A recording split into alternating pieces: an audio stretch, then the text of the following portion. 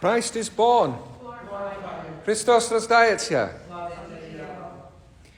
Already, the devil is out to destroy the child. Herod, in his rage, is used by the evil one as if it would be possible to extinguish the light that has come into the world. We hear in the epistle, one of the epistles, the epistle to the Galatians, of Paul talking about the gospel as a revelation from God, as a revelation of the love of Jesus Christ. It didn't come through human reasoning. It didn't come through theologizing. It came as a revelation. As Paul says, God who called me from my mother's womb, who had set me apart and called me through his grace, was pleased to reveal his Son to me so that I might proclaim him to the Gentiles. God who set you and me apart from our mother's womb has been pleased to reveal his Son to us, so that we too, in whatever way we are called, might proclaim him. But the same evil one who tried to destroy the infant Christ will also try to destroy the coming of the infant Christ into our hearts. I had a terrible morning yesterday, and I was thinking about the reading for today. Here I am with the children that God has given me. And the children that God has given me were fighting with each other and screaming, "She got more Christmas presents than I did!" And I thought, well, it's a good job, as the reading says, I will put my trust in him, because otherwise we'd all be in very bad shape. We're all constantly invited to, indeed we need to, put our trust in him. And here we see St. Joseph in the position that most of us are in, sometimes even often. You see Joseph here in the very corner of the nativity icon, looking thoroughly fed up and miserable. And he is being spoken to by this character here. There's a tradition that this is an old shepherd. But at the end of the day, the bottom line is that this character is the devil. Because this character is sowing doubt into his heart. He's even had angels and dreams for God telling him that this holy child is the Son of God. But he still has his doubts. Maybe we too have had our dreams and our revelations of the gospel of Christ. Our warnings and dreams, even like St. Joseph. But all of us, from time to time, will find ourselves face to face with this guy who sows the seeds of doubt and hopelessness. And this is St. Joseph. So if St. Joseph was an example, then neither are we. And we too will find ourselves from time to time sitting there looking thoroughly fed up and miserable and full of doubts. But if you look at this icon, icons have so much to teach us. Look who is looking right at poor St. Joseph. Yes, this miserable devil character, but most importantly, the Mother of God, who is praying for him, who is praying for his faith, and who, if he would only look to her, would see her looking upon him with the eyes of great love, as well as the angels all around. There's always the danger, there's always the temptation to be left alone and left stuck in our doubts. Because there is one who wants to destroy the coming of Christ. The coming of Christ into this world, the coming of Christ into each of our hearts.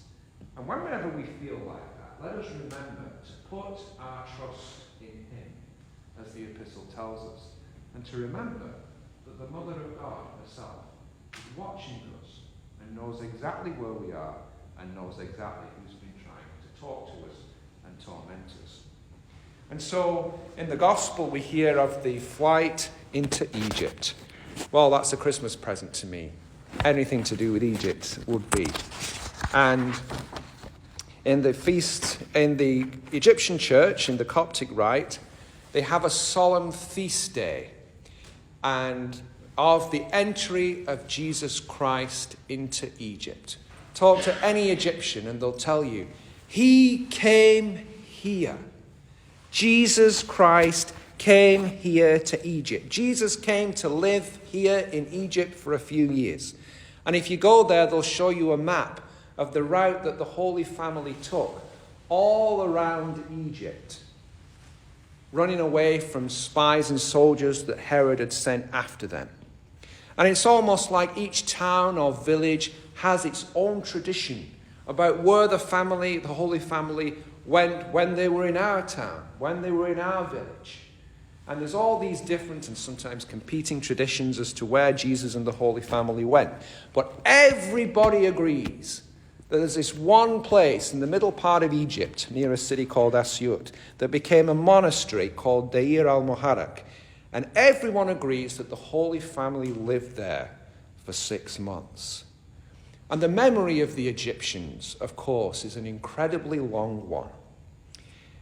In the Coptic church on Good Friday, they still sing the chant, at least the melody, that was chanted during the mummification of the pharaohs, as they symbolically mummify the icon of Christ taken down from the cross.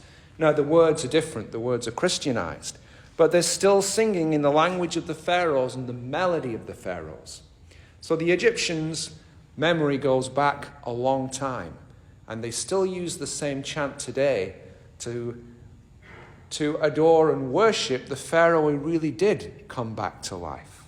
Not in a mummy movie, but in the resurrection. And so there's all these stories of what the Holy Family did in Egypt. There's all these stories of miracles that the infant Jesus did, holy wells and healings, of the idols collapsing on their faces as Jesus passed by. There's a beautiful icon, and I don't have a nice copy of it, but it shows Mary and Joseph and the infant Jesus and their attendants sailing down the River Nile past the pyramids. He went there. They were robbed. It wasn't always easy. They were turned away in some towns. They went hungry. They had nothing to eat. It's quite believable because their lives were very much like our lives. All of us have been or will go through difficult times. And the wonderful thing is this is so human. Mary grows tired of the constant moving and the fear, and she seems almost to experience depression. She blames Joseph. Joseph blames her. We've all been there. She cries out to God, as sometimes we all do, "This sucks. Come on, God, help us out. This is horrible." But we all know the end of the story. They go home to Nazareth. But back then, all Mary had was the infant Jesus telling her it was going to be okay. And sometimes that's all we have. But let us listen to him when he tells us that one way or another, it's all going to be okay. I could tell you my own Egyptian travel story, miracle story, which involved one of these holy sites in Egypt. And in the days before the internet or cell phones, I was in Egypt. I only had a certain amount of time, but I wanted to go to a Catholic Mass in the language of the pharaohs, in the Coptic rite.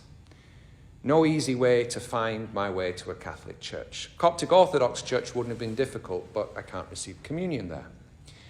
And the way the Lord helped me out with this was nothing short of magical. I'd found this book, again, one of these travel guides to all the sites that the Holy Family went to, and I found a reference in this book. This holy tree is near to the Catholic Church in El Mataraya. And then I'm on the subway in Cairo, and I see El Mataraya as one of the stops on the subway. And I thought, how difficult can it be if I get off at the right station to find the Catholic Church? So I did. On Sunday morning, got up as early as I could, went this very long way to the suburb of Cairo, got out, found a taxi, made the sign of the cross, and the guy knew exactly what I wanted and took me to the Catholic Church. And there I heard Mass in the language of the Pharaohs. It was wonderful. The priest even had the Ankh hieroglyphic on the back of his falunion, the sign for eternal life. It's not a pagan symbol in the Coptic Church, it's a Christian symbol. But, like the Holy Family, I got robbed that day when I was leaving the church. And when I realized what had happened, realized that I'd lost my passport, my plane tickets, everything, I went back into the church. And the priest, 2 priests actually, and about half the congregation came with me to the police station. And they told me, don't worry at all. Anything that you can't get back, we will pay for. And I saw the goodness of God and the goodness of God's people. And as it happened, fortunately, insurance policies came into their own and everything was covered. I was fine. I think I even got to stay there for an extra day because my plane ticket was an extra day. It was all God. But I was panicking. Of course I was panicking. But like all of us, when we panic, I needed to put my trust in him. And all these experiences that we go through remind us that we can all put our trust in him. Let us put our trust in him this Christmas time. Let us continue to worship in the cave. Let us continue to know that he is with us. Glory to Jesus Christ.